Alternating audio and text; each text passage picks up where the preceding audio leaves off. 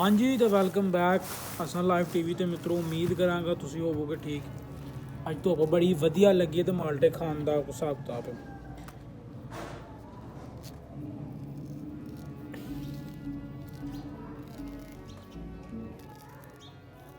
I think मैनू नहीं पता गल मैनू करनी चाहिए या नहीं, बहरहाल फिर भी मैं करना वा। गल ये है मित्रों कि इस टाइम जो पाकिस्तान दे विच सियासी सूरत हाल है ना, उसकी वजह तो मैं अपने आसे पासे वेख्या मेरे कुछ यार आपस जो उन्हें मूँह वटिया सियासत की ही वजह तो। साडे पिंड PTI जीती है जिदे करके बहुत सारे जिहड़े साडे नून लीग के जिहड़े सपोर्टर सन उन्हें लाइक मूँह वटे है, या फिर साडे जिहड़े उन्हें वाह यानी कि तुसीं कह सकते हो कि जशन जुशन किया है।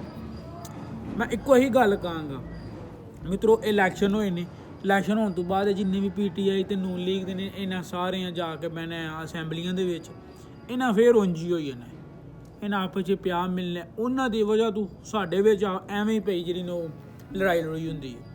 ते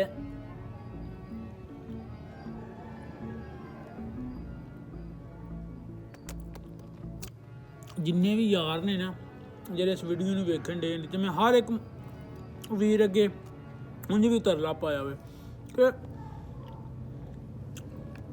सियासत तो नहीं लड़ना चाहिए। पहली गल तो मैं तो इलैक्शनां तो बाद ये अंतरा कड्ढिया होवे कि आपस दे विच सियासत ते बहस ही ना करो, जेह्ड़ी सिद्धी गल है। ते बाकी सपोर्ट जिन्होंने करते हो सपोर्ट तुहाडी उत्थों तक रहनी है कि वोट पा के आना है बस, इस तो बाद तुसीं कुछ नहीं कर सकते, एक आम बंदा कुछ नहीं कर सकता। तो इसलिए बेहतर है कि चुप करके अपनी जिन्हों भी तुसीं सपोर्ट करते हो PTI नून लीग नूं या जिन्हों भी सपोर्ट करते हो चुप करके उन्होंने वोट पाओ बस, दैट्स इट। और लड़न की कोई भी लोड़ नहीं है मित्रों। ये सी छोटा जिहा पैगाम, मन्नोगे तो बड़े ही बेहतर रहोगे।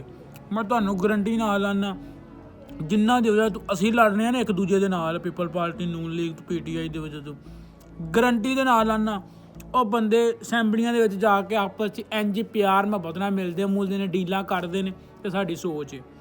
तो इसलिए आपस च सियासत तो नहीं लड़ना चाहिए। ये नचोर है भाज।